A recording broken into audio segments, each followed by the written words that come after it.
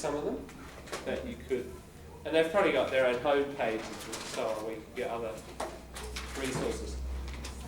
Okay, I'm going to keep advertising this book, Cambridge Grammar of English, and I think it's a beauty. You should have it long term.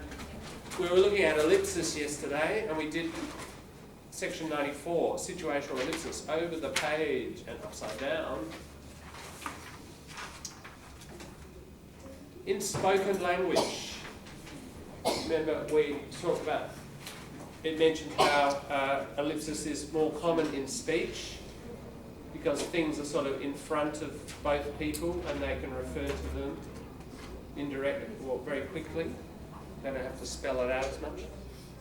In spoken language, the most common kind of situational ellipsis involves initial elements. Initial, first, beginning elements. In phrases and clauses, especially at the beginning of a speaker's turn. Now, turn is, okay, one person speaks, then another person, then another person, then another person. Now, what they're saying here is, now when it's Hannah, if Hannah now starts speaking and you say 3 sentences, it's more likely that the ellipsis happens in the first sentence and in the first bit of the first sentence. That's where the ellipsis tends to happen. Right at the beginning, when they start their turn. That's what they're saying here, the beginning of the turn. A normally expected determinant may be absent. So determinants like the, that, this, those, etc. Or the initial preposition from a prepositional phrase. These are the things that can be lost. Or an initial auxiliary verb and its subject may be unnecessary where the meaning is obvious to all participants. This is particularly common in informal situation. Where's that cheese we bought? Fridge, I think. So in, the preposition and the determiner are missing. Now be careful, don't think, hooray, I can forget all my articles, I don't need them anymore, why did we do all that 2 weeks on articles? Oh, no, it's not that simple, unfortunately. Can we drop the we bought? Like, for example, we just bake from the Where's that cheese? Yeah, I guess so, yeah. Again, if the situation is kind of obvious to both, sure, yeah. This is probably a reference to something we bought a few days ago, isn't it? Seen that photo? The photo of Mum when she was young? Yes. Have you? What are we dropping here? Let's analyse it grammatically. What are we dropping? Is it a preposition? No. 2 things we're dropping. Subject, you, yes. What's the have? Auxiliary, that's right. Verb. Verb. Yeah. Because otherwise you make another word, it's a common error. Verb, and if you say it with a verb means lots of energy. Like somebody's got life, energy, verb. Yeah, verb. Yeah. So those 2 things can be dropped. Interrogatives. Interrogatives means interrogate, from the word interrogate, to question. So interrogatives, questioning structures with no auxiliary or subject. Auxiliary verbs and second person subject pronouns, second person, you, subject pronouns, are often considered unnecessary in interrogative clauses. Started yet? Have you? Yeah. So auxiliary and the second person. Now notice it's just second person. Not, if it was about they, you can't drop it. Have they started yet? Started yet? No, it doesn't make sense. It's about they and they're probably not here. You and me, we're right here, and so we can ellipsis because you're in front of me. Right? It's that idea of what's physically right here, we can often ellipse, but they, possibly somewhere else, you can't ellipse that. Hi Jim, playing tonight? Are you playing tonight? Hi Colin, been working? Have you been working? Got any money? Have you got any money? Alright, so the next time a guy on the street says, "Sister, you got some money?" You can say, "You can ellipse that." You can say, "Got any money?" It's much quicker. Give them a bit of money. Most of the Australian people, they use this. Yes, yes, They for do sure. all the time. Yep. Just older people who speak formally, but also those who speak. Even those who speak formally. What's the temperature today? Above 35 degrees. Everybody ellipses. No energy. Don't want to open your mouth. When it's blowfly season, lots of flies, we ellipse more because we don't want to open our mouth and swallow a fly. Alright? So yes, Aussies ellipse a lot. So this can be useful for two reasons, obviously. Listening. So if you know these rules, if somebody says, "You're playing?" Okay. Have you? Just a quick microsecond calculation. I understand what they're saying. It's a question. Because normally the question structure, have you been playing? Yeah? But been playing a lot lately? Right, that's a question. With the ellipse subject and the auxiliary. Now I know it's a question, right. Now you can answer. So, for listening, you can't possibly even speaking yourself. You want to start sounding more relaxed. It might be quite a distance in the future before you start feeling comfortable about doing it. Because you do have to understand the pattern. This will give you the pattern. But it will help you understand. Understanding native Aussies is not just getting used to the accent and the slang. There's some grammar that you've got to get used to. And that's what's nice about this book. At least a couple of chapters focus on the grammar of speaking. This is pretty unusual to find. It's hard. I bet you could go to that very good grammar section down in the library and you wouldn't find quite the treatment about speaking. You know, what natives really do that you get in this book. That's my point about this book.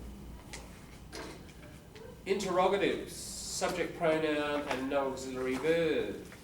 Yeah, so now the initial auxiliary is often unnecessary, even when the subject is present. You been eating the biscuits again? Have you been eating? So it's the question form, and you just drop the auxiliary. The dog bothering you? Shall I throw him out?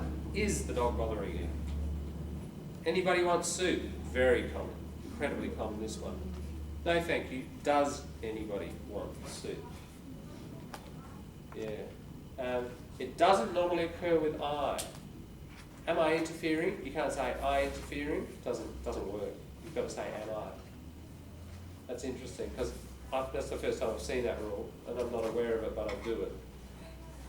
You know, we all do this with language, don't we? Unconscious rules. In interrogatives, the initial copular verb be is often not needed before you, and less frequently we or they. You all right for coffee? Yes, I'm all right, thanks. Are you all right? You sure you don't want to lift? Are you sure? Yeah, often drops out. You the person who wanted a ticket? Are you the person? We the people you were looking for? Are we? They your friends? Are they your friends? I think you recognise this, yeah? You hear this sort of thing a fair bit? Well, here's the rule. In interrogatives, initial be and the subject may both be unnecessary before adjectival complements. Waiter to customers. Ready? Are you ready to order? Yeah, so, yep, ready to go. Host to child during a meal. Too spicy? Is it too spicy for you? So the adjectival complement is ready and spicy, too spicy. That's your adjectival complement. So before it, you can drop your are or is and the subject. Are you ready to order? Is it too spicy? Etc. etc. Then there's stuff on the initial I.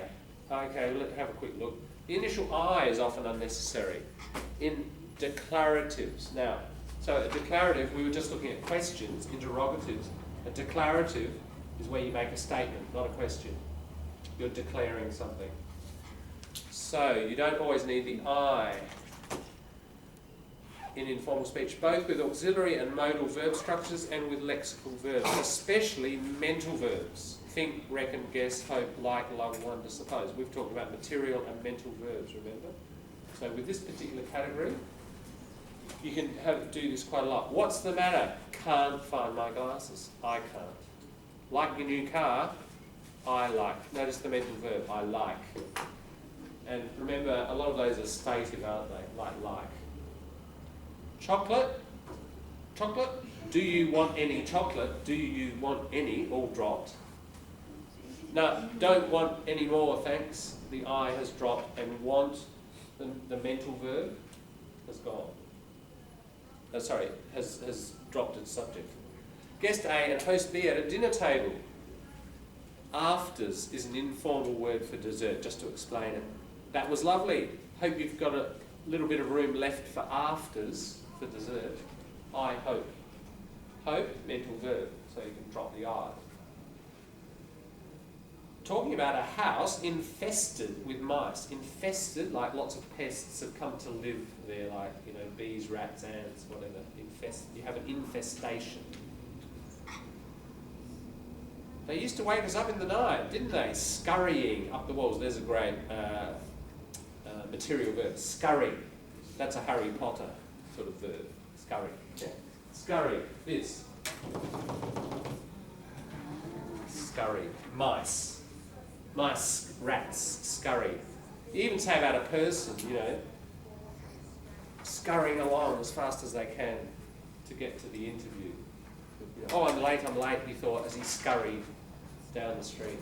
So, yeah. So, these mice scurrying up the walls. Yeah, wonder how they got up walls. I wonder how. Again, mental verb. This occurs frequently in short replies such as, don't know, can't remember, think so, hope so. Can you make those changes to the list? Yeah, think so, yeah. I'm sure you've heard these all the time. I'm sure these two guys are natives, right? Honorary natives. They would do this a lot because you've just absorbed this in school. I bet you've got these patterns of speech. Yeah. So, you know, if you want to get native-like, this is one way. It's good. Like anything, if you know the grammar of it, it will probably accelerate the process. I bet from now on for the next week, you know, listening on television or hearing some conversation, you'll notice a few of these now that you didn't notice before. So just getting that consciousness is your first step towards active use. Okay, so that's just a page and a half as a sample of what this is about. You know, that's why I love it. I put it under my pillow every night. Yeah, I learn. My dreams are very Dadaist with lots of grammar. I find another Yeah. form that's quite interesting. It also carries the ellipsis, but some also carries the reconstruction of order, sentence order. Like don't you worry. Don't you worry, or from Yeah. how found you in Jerusalem? How find you in Jerusalem? Means how did you find in Jerusalem? But it's how find you in Jerusalem. Want to stress that found. How find you not in? This is a movie, historical movie, yeah? Yeah. How find you Jerusalem? Like how do you like it? Yeah. Is that the question? Okay, you wouldn't have an in. Or- How find you Jerusalem? What they're trying to do is copy old English speech, which had a different word order. That's an example of historical English.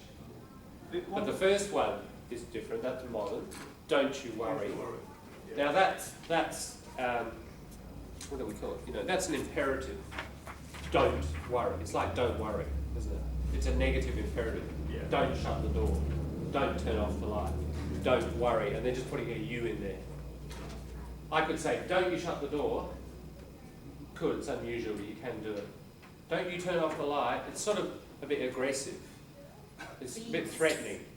Don't you worry is not aggressive or threatening, but it's more common about worry. For some reason, we put the you in. Yeah, I guess they're trying to stress their main point. Their main point is Yeah. you don't have to worry, Yeah, so that's don't right. you worry. Yeah. That's more in what we call inversion than ellipsis. There's nothing being left out there. It's just a word order change, isn't it? If we put it in a declarative, you don't worry. Now all we're doing is switching around to make an order, don't you worry. How far did you use another word? Different. That's also, Because I also get that that's one. I wouldn't worry about that one because Stress. it's old. Yeah, no, that's just somebody trying and not doing very well to copy 18th century sort of and earlier speech. And there are lots of fairly crappy historical movies that try to write like old speech, but actually those speech writers are not really linguists of historical English, and they often don't do a very good job. It's a bit fake. I heard, don't you worry, this work a lot of Yeah. time. When I deliver the milk to the eldest people, and I make sure on the table. Yep. They keep on saying, don't you worry, love. Yeah, Don't you love? that's true. Yeah, a lot of older people would say that. Yeah. Yeah. Yeah, that's what he told you.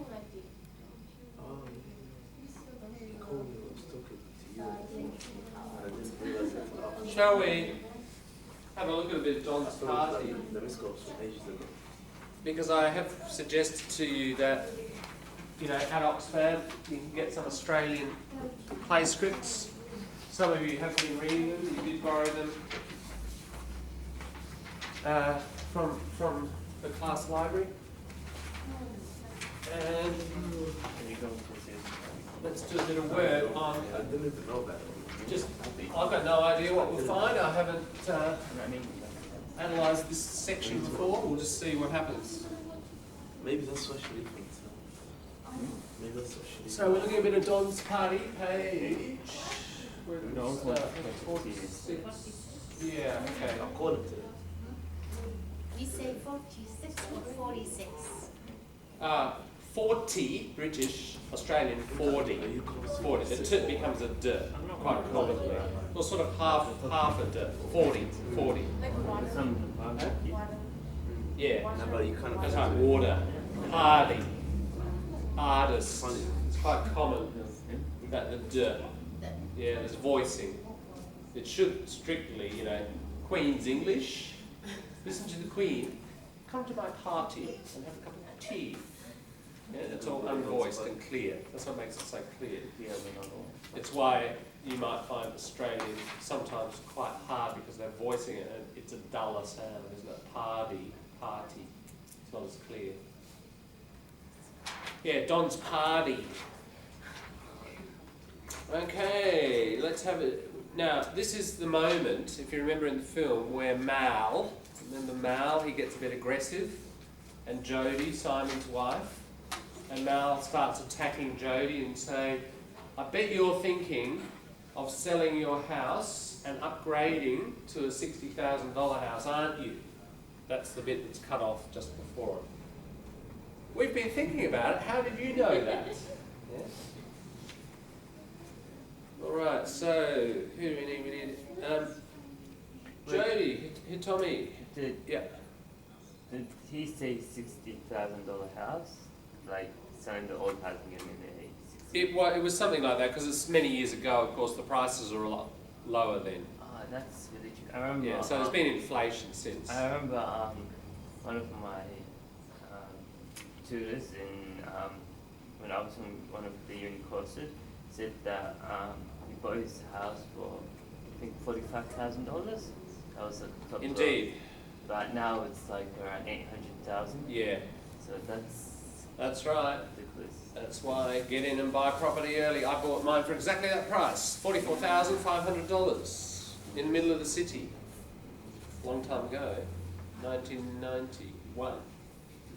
Yeah. And now it's going to be expensive and it's going to be even more Yeah. expensive. Yeah, so prices in Adelaide go up, up, up. They never go down. Not very much. Not like Sydney and Melbourne. It's a roller coaster. Adelaide, steadily, steadily, steadily up. Sometimes a bit flat, but very rarely down. So, yeah, get in as soon as you can. Okay, so we'll have Hitomi starting to Jodie, And Walid is male. Okay. Let's go. Lights, camera, action. We have been thinking about it. How did you know that? Do I have to say that part in there? No, I'll tell you what, I'll read that because some of it's not clear. Alright. Waving his finger tipsily. Tipsy means half drunk. Half drunk, yeah, tips. I love that. Yeah. Go for it. Never mind, what are your motives for this particular piece of insanity? Yep. Who's Matt? Oh, Mac, we need a Mac. Okay, Mac James. Do you want me to hit him with my beer mug? Good. How can we ellipse that one? How can we ellipse that? Hit him with my bill. That's a bit too much. That would be, hit him with my beamer, that would be like an order. Want me to hit him? That's it. Cross off do you. So, want me to hit him with my beer mug? That's, having just done ellipsis, we could try it. Yeah, that would work nicely. I'm thinking of having another baby. You don't have to answer. I'll answer him. Can you get pregnant? Can't. Oh, can't, sorry. Can't you get pregnant in a $30,000 house? Too cheap and nasty? If we end up with 3 or 4 children, we want plenty of space. Jeez, you like Jodie. Haven't you got 3 or 4 bedrooms already? Should be a question mark on the end of that. Yeah. It's not just a bedroom. We'd like a music room and a playroom and a study room for Simon. A music room and a playroom and a study for Simon? If one child wants